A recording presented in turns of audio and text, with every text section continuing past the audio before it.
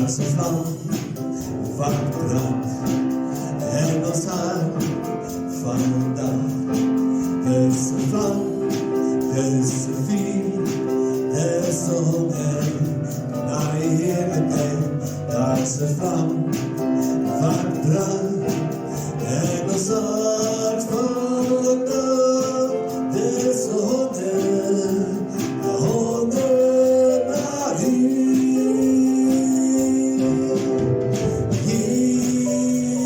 Jezus, worden ons zonden en ons dorst naar u. Jezus, worden ons zonden en ons dorst naar u.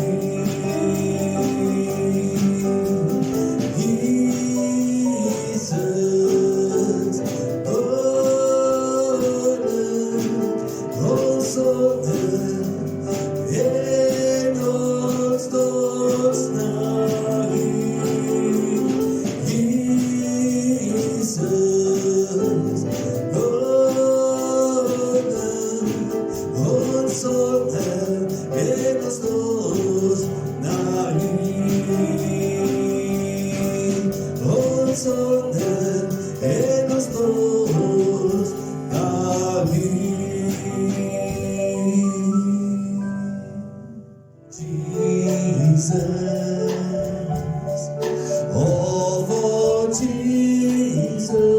Jesus.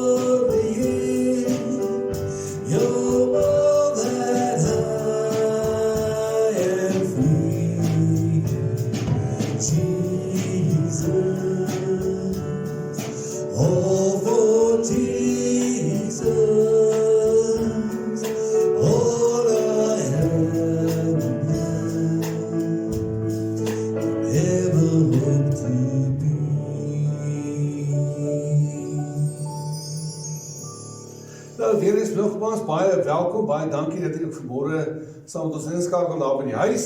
Ons vertrou dat die Here ook vir julle ryklik sal seën en dat julle so opgewonde is saam met ons en ook hierdie diens saam met ons sal geniet vanmôre. Nou ek wil vandag begin met 'n nuwe reeks boodskappe wat gaan oor die rede vir God. En ek wil vandag se boodskap begin juist met 'n aanhaling van Jesus in Johannes hoofstuk 14. So Johannes 14 vanaf vers 6. So Jesus het vir hom gesê, ek is die weg en die waarheid en die lewe. Niemand kom na die Vader toe nie behalwe deur my nie. En hierdie mag dalk die mees kontroversiële stelling wees van Jesus, veral vir mense van ons dag. Sien, baie mense het bekommernis en baie mense vra soos die volgende. Is dit nie arrogant om te sê, jou godsdiens is reg en ander mense sin verkeerd? Lei dit nie tot onverdraagsaamheid of geweld? Of wil jy eerlikwaar vir my sê, omdat ons verskillende godsdienstige oortuigings het, gaan jy hemel toe en ek hel toe? So daar is baie vrae, belangrike vrae en kommer oor hierdie idee dat Jesus die weg is. En ek wil begin deur te sê dat godsdienstige of geestelike arrogansie of onverdraagsaamheid, minagting van ander mense, 'n algemene en 'n groot probleem is, veral in ons dag. Dit dikwels het mense wat godsdienstig of geestelike gemeenskappe moes lei, nie die probleem aangespreek nie, of duidelik daarteen of vir gepraat nie, en dit is 'n tragedie. En ek wil vanmôre graag vir die Christendom praat. Om eerlik te wees, het ek al die arrogantste, die veroordelendste, die eksklusiewe, selfregverdigende, hooghartigste gesindhede gesien juis by Christene. Hoe weet ek dit? Want ek ken baie Christene. Ek is self een. En daai goed is ook in my. En daarom wil ons hierdie gesprek hê vanmôre, 'n gesprek en 'n gees en 'n gesindheid van berou en nederigheid eintlik. Hoe ons mense behandel wat van ons geloof verskil is baie belangrik. Nie net ten opsigte van verdraagsaamheid nie, hoewel verdraagsaamheid 'n goeie ding is, maar verdraagsaamheid gaan nie ver genoeg nie. Sien, jy kan iemand verdra en nie regtig van hom hou nie. Sien my saam? Jy kan iemand verdra, maar jy hoef nie regtig van hom te hou nie. Jy kan iemand verdra, maar jy hoef nie regtig van hom te hou nie. Maar weet jy wat, ons is nie geroep om mense te verdra nie. Ons leef in 'n wêreld waar verskillende mense van verskillende gelowe of geen geloof ons bure is. En hulle bly langs ons, en hulle is daar, maar ons is geroep deur Jesus om ons bure of ons naaste lief te hê. Sien, Jesus was die kampioen hierin gewees. Soveel van wat die mense tot hom getrek het, was sy nederigheid. Waar hy sou buig en die voete van sy volgelinge, sy disippels was, en diensbaar wees vir die mense. En tog was dit hierdie nederige, dienende Jesus, wat eendag gesê het, ek is die weg en die waarheid en die lewe. Niemand kom na die Vader toe, behalwe deur my nie. En hierdie woorde klink nie soos 'n nederige woorde van iemand nie. Ek wil vandag na die stelling kom kyk, dat Jesus is die enigste weg na die hemel. En ek dink hoekom dit so moeilik is om hieroor te praat, is lê ook in die woorde wat mense dink hulle al reeds verstaan, maar hulle doen nie. So ons sê help om hierdie stelling vanmôre beter te verstaan. Jesus is die enigste weg na die hemel. Gaan ons so 'n bietjie 'n ander benadering hê en gaan ons na hierdie stelling kyk van agteraf. So ons gaan begin by die woord hemel. 'n Baie belangrike woord. Die meeste mense glo daar is 'n lewe na die dood. Die meeste mense neem aan, hulle weet wat die hemel beteken, maar het nog nooit ernstig daaroor gedink nie. En ek dink die meeste mense het 'n cartoon of 'n sprokiesverhaal idee of beeld van die hemel, en dit is waarom dit so baie dubbelsinnig is in mense se lewens. Sien, hulle dink die hemel is 'n goeie ding en hulle wil soontoe gaan. Wanneer hulle sterwe, dan wil hulle eers soontoe gaan, maar hulle is nie baie haastig om daar te kom nie. So 2 ouens het 'n argument. Sal daar golf in die hemel gespeel word? En baie mense dink mos die hemel is 'n plek vol van dit wat jou gelukkig maak. So sal daar golf in die hemel wees. En hulle kom tot ooreen dat wie ook al dan eers sterf, sal terugkom en vir die ander een laat weet of daar golf gespeel word. Een van die man sterf toe. En hy kom toe terug in 'n visioen en hy sê vir sy vriend, ek het goeie nuus en slegte nuus. Die goeie nuus is, daar is golf in die hemel. Die slegte nuus is, jy slaan Vrydag af. So nou hoekom sal dit slegte nuus wees? Want ons het hierdie sprokiesbeeld van die hemel. Sien, jy kan dit hoor in die media, wanneer 'n godsdienstige leier ondervra word, is een van die eerste vrae, is wie gaan in die hemel kom? Wie gaan dit maak en wie nie? Hulle vra nie, hoe lyk die hemel nie? Want almal het hierdie beeld van hoe hulle dink die hemel moet wees, maar hulle wil weet, wie gaan inkom? En mense dink, die hemel is vol van dit wat jy van hou, die ewige plesierfabriek. Sien, die idee van, wat ook al vir jou plesier is, wat jy geniet hier, dit gaan jy ook in die hemel kry. So, om golf te speel, of 'n wildtuin vakansie, of 'n ewige Drakensberge vakansie, of wat ook al dit vir jou mag wees. Sien, die veronderstelling is dat almal mal daaroor sal wees om die ewigheid in die hemel te spandeer. Solank hulle toegelaat word om daarin te kom. So ek wil jou vandag vertel van die belangrikste ding wat jy moet weet oor die hemel. En jy mag dalk maar vra, maar wat weet jy van die hemel af? Was jy al daar? Nee, ek was nie daar nie, maar ek het 'n vriend wat daar was. En sy naam is Jesus. En hy het hemel en hel baie ernstig opgeneem. So die belangrikste ding wat ek van die hemel moet weet, is dat die hemel is 'n lewe saam met God. Dis 'n ononderbroke lewe saam met God.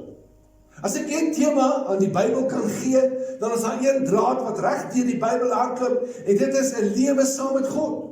Sien, God het die mens geskape, sodat hy gemeenskap met hulle kan hê. God het saam met die man en die vrou in die aandwindjie in die tuin gestaan.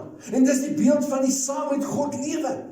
En toe kom die sonneval, en hierdie gemeenskap word onderbreek, en toe later stel God die tempel in, en dis weer 'n beeld van die saam met God lewe, want God wil hê dat ons saam met hom moet wees. Toe kom Jesus, en hy word genoem Immanuel, God met ons. En al die pad tot by die einde, het ons hierdie prentjie van hoe die lewe na die dood is. Dit word beskryf as 'n stad ook. 'n stad is waar mense is, waar daar gemeenskap is. Openbaring 21 vers 3. Kyk, die woonplek van God is nou by die mense. Hy sal by hulle bly, hulle sal sy volk wees, en God self sal by hulle wees as hulle God. So die hemel is 'n saam met God lewe. En die frase ewige lewe is ook 'n belangrike frase. Mense gooi dit rond asof hulle weet waarvan hulle praat. En in die Bybel gee Jesus vir ons 'n definisie by geleentheid.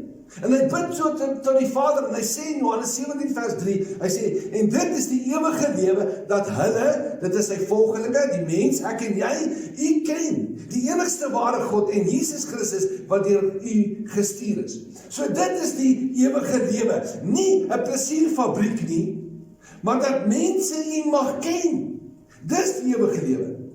Nie net van u weet die Here, maar u kan ken. Sien die manier wat 'n golfspeler die reëls van die spel ken. Die manier waarop iemand wat verlief is, hulle geliefde ken. Sien om heeltemal ingedompel te wees met my hele wese, wat die teenwoordigheid en saam met God lewe ervaar, en dis die ewige lewe.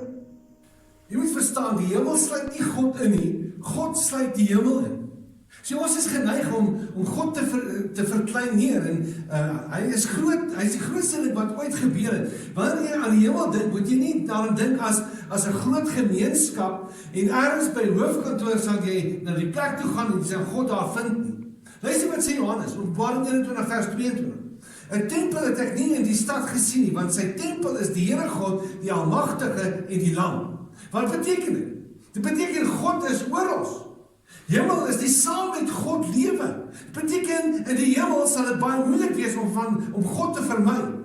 Beteken as jy in God se teenwoordigheid nie wil wees nie, gaan die hemel vir jou 'n plek wees wat jy nie gaan geniet nie.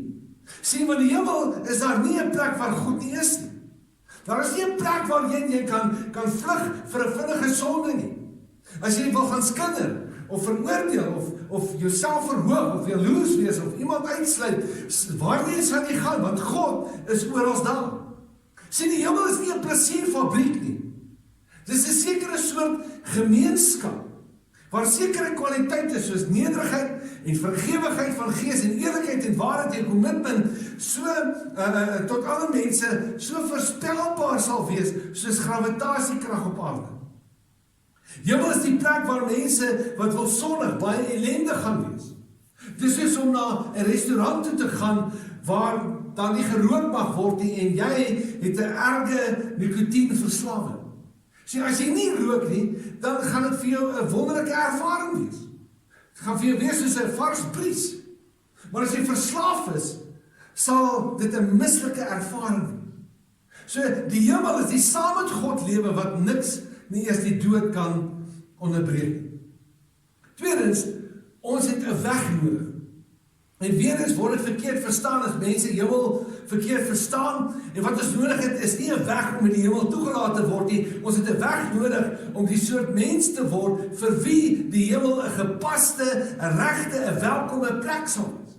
Daar is 'n ou lied, Rock of Ages, en daar's 'n vers wat sê, Be of sin the double pure, save from wrath and make me pure.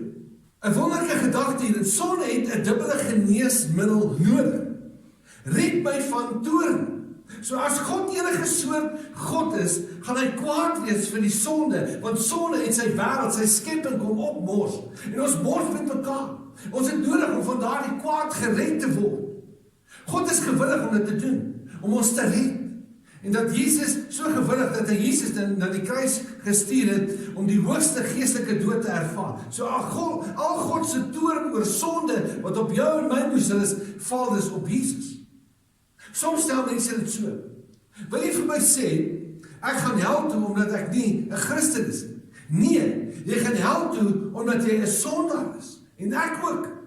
Sien, die laaste ding wat 'n sondaar wil hê, is 'n ewigheid in die eindelose teenwoordigheid van 'n heilige God, waar die moontlikheid van enige aksie van sonde vir ewig afgesluit.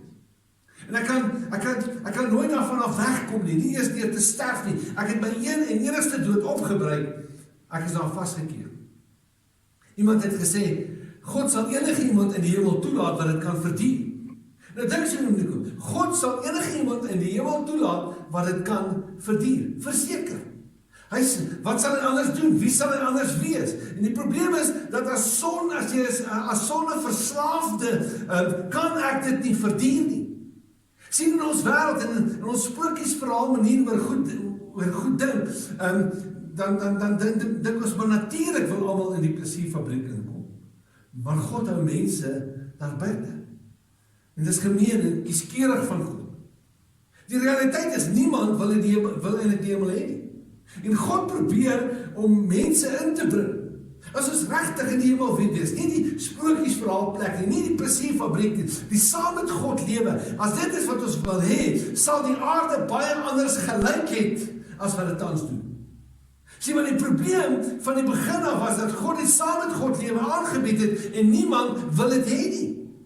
Ons wil die pyn hê, die seer vermy. Ons wil die plesier hê. En dit is verskillend van om die saam met God lewe te wil hê.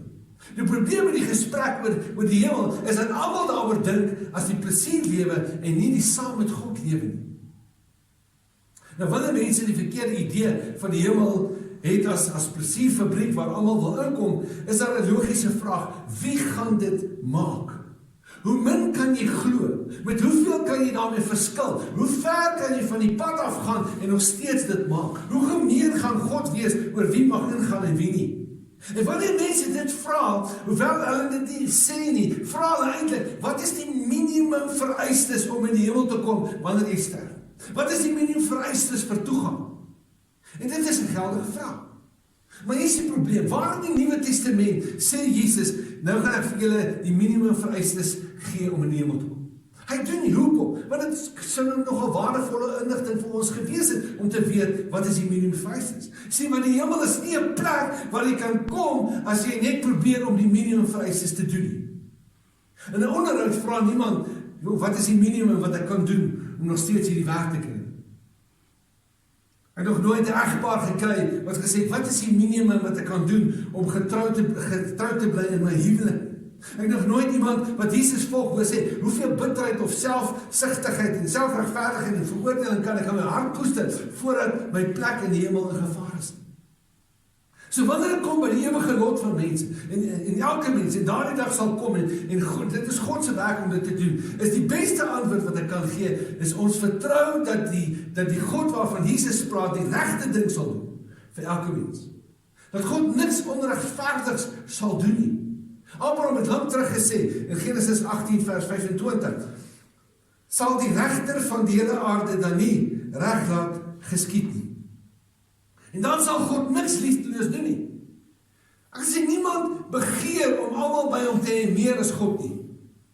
2 Petrus 3 vers 9 sê, hy is geduldig met julle, omdat hy nie wil hê dat iemand verlore gaan nie. Hy wil hê dat almal hulle moet bekeer.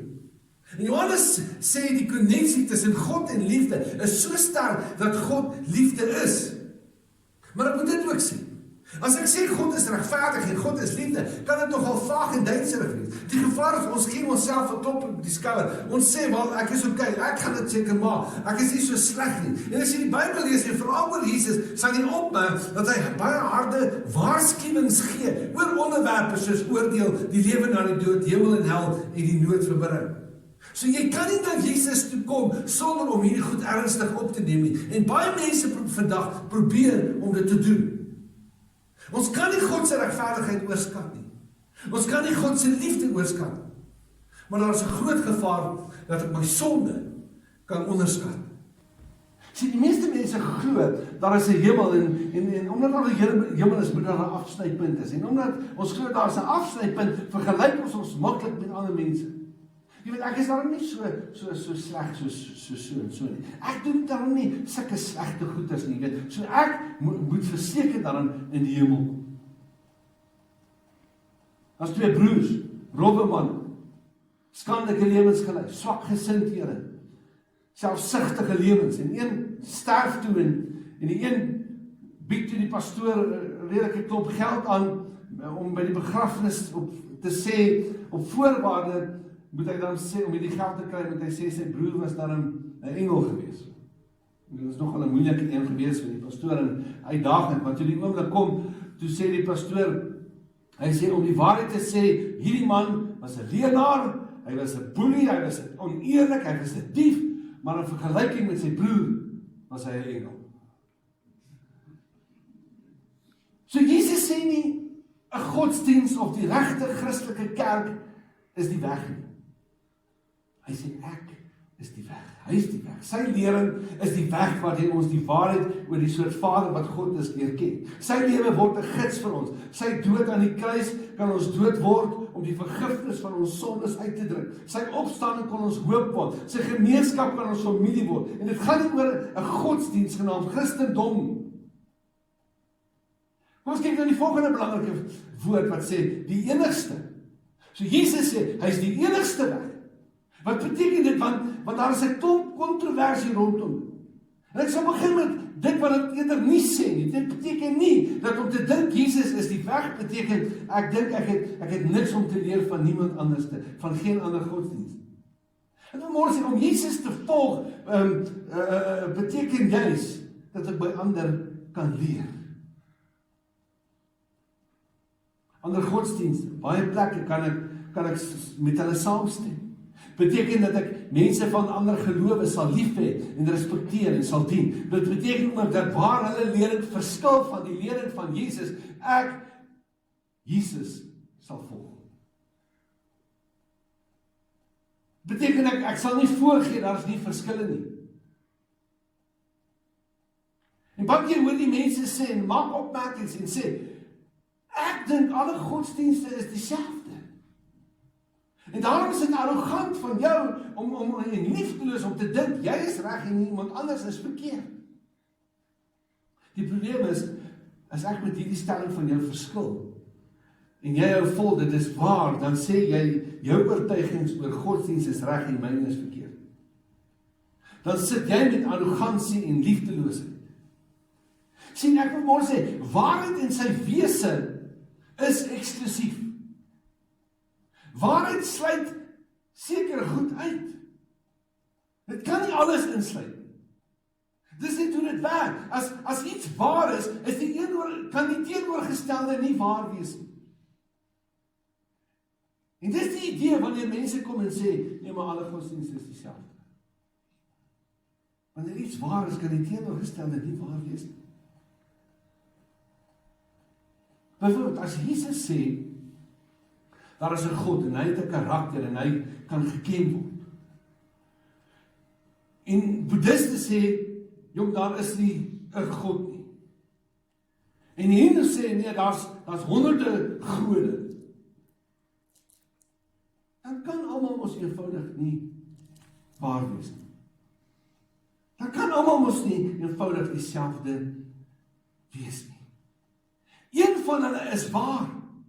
Beslis nie almal nie. Dit beteken dat iemand wat 'n boeddhis is, en 'n beter persoon as ek is, en slimmer as ek is, ja, maar daar is, hy praat kontrasterend oor God, dat dit nie die waarheid kan wees nie. So arrogansie is 'n hartprobleem en nie 'n waarheidsprobleem nie. Jy kan nie arrogansie regstel deur 'n wêreld te probeer skep waar daar net godsdienstige onsekerheid is. Dit regstel is nie almal is dieselfde. Om die waarheid te sê, die Bybel sê, arrogansie of hoogmoed is 'n groter probleem vir God as net 'n verkeerde opinie. Spreuke 3 vers 34 sê, met hooghartige spotters dryf hy die spot, maar hy is goed vir die wat beskeie is. So dit sê nie God is teen verkeerde opinies nie. Die gevaar is 'n geslote, trotse, selfgenoegsame hart. So hoe trotser jy is, en hoe meer jy dink jy is reg, hoe minder kan jy erken dat my hart trots is en dat ek eintlik verkeerd is. So wat ek nodig het is nie 'n godsdienst of selfs die Christendom nie, of wat ook al nie. Ek het iemand nodig wat die mag het om my hart te verander. En dit bring my met die volgende woord. En dit is Jesus. Jesus van wie die stelling is dat hy die weg en die waarheid en die lewe is om na die Vader te gaan. En vir baie van ons wek die naam van Jesus vir ons emosie op.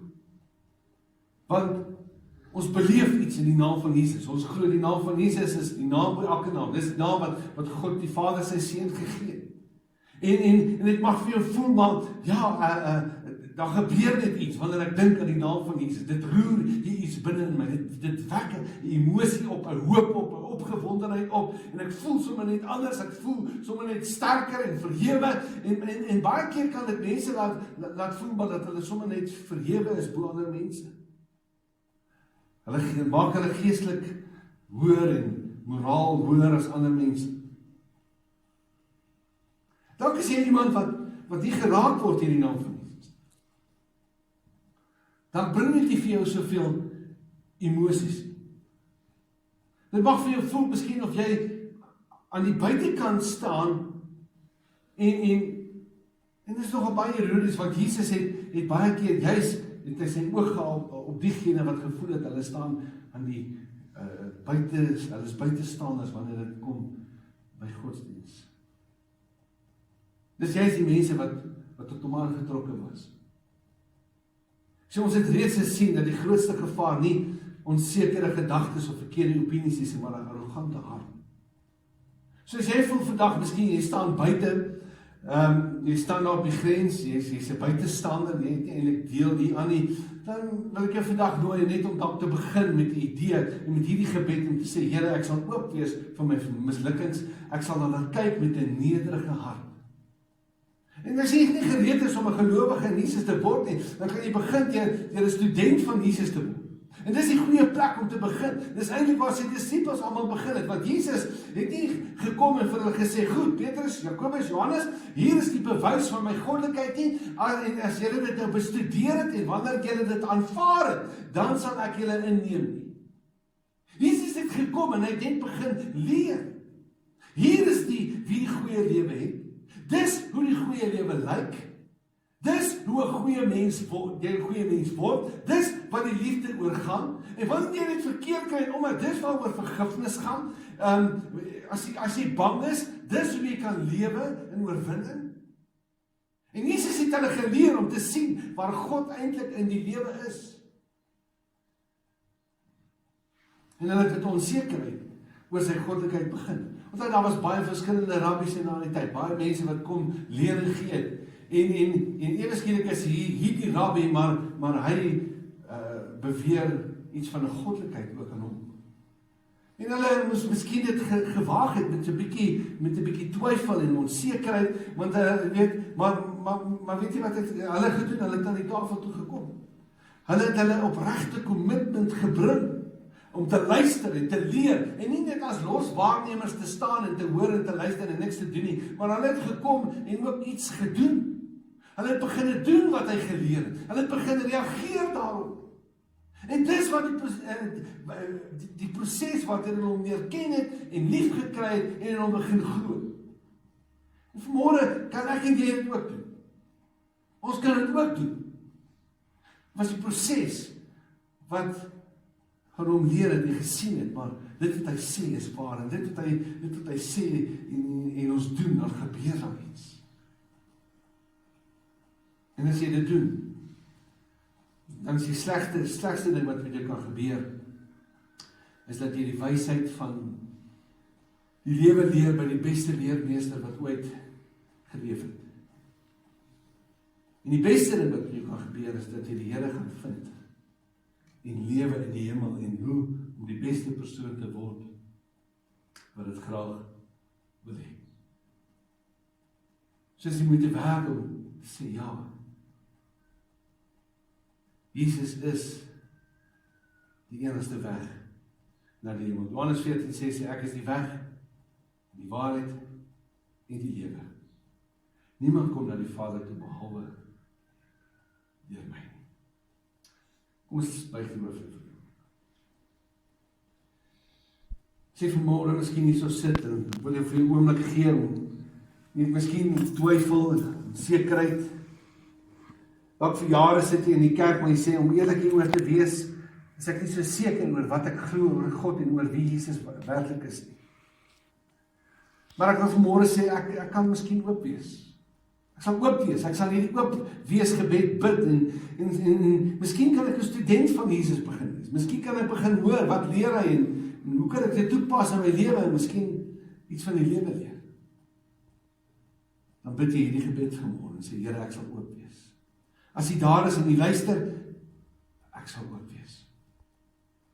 Dan volg Jesus al verlang, maar jy twyfel, miskien vra of ernstige bedenkinge oor die hemel, en jy dink, man, ek het goed in my lewe wat my verhoed om in die hemel te kom, om 'n hemelse soort mens te wees, en dan sê jy net, Here, jy weet, jy het werk om te doen in my hart, in my gesindheid, in my gedrag, sodat ek oop sal wees ook daarvoor, sodat ek die hemel sal begin beleef as ek saam met God lewe. Ek kan dit ook vanmôre van die Here vra. Hemelse Vader, dankie dat U ook vanmôre hier is in hierdie plek. Dankie Here dat ons na U toe kan kom, net soos wat ons is. En dankie dat U vir ons kom leer, gaande die hemel, gaande die lewe. En Here, U is soveel groter as hierdie kerk, as hierdie plek, as enige ander kerk, as enige godsdiens, soveel groter, Here. En mag U realiteit wat deur Jesus gebring is, Here, kom deurskyn ook in elkeen van ons lewe. Dankie Here Jesus dat U die enigste weg is na die hemel. Die saam met God lewe. Dat U dit vir ons kom moontlik maak het aan die kruis, sodat ons saam met God kan wees, sodat daardie verhouding herstel kan wees. Here, dat U gekom het en besef het, ons het nie iets nodig, ons het nie rituele nodig nie, maar ons het iemand nodig, wat ons hart kan kom verander. Dankie Here Jesus, dat U bereid was om te kom, en dat U gekom het. En daarom ons vanmôre net sê, Here, help ons ook in hierdie proses. Help ons Here om ook dit beter te verstaan. U doel en U rede op hierdie aarde.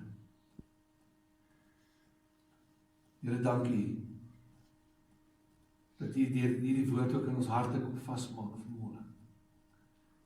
Dat U deur die Gees dit ook in ons harte lewendig kom maak. En dat ons U sal ontmoet vir die Vader wat U is. Ons bid dit in Jesus naam.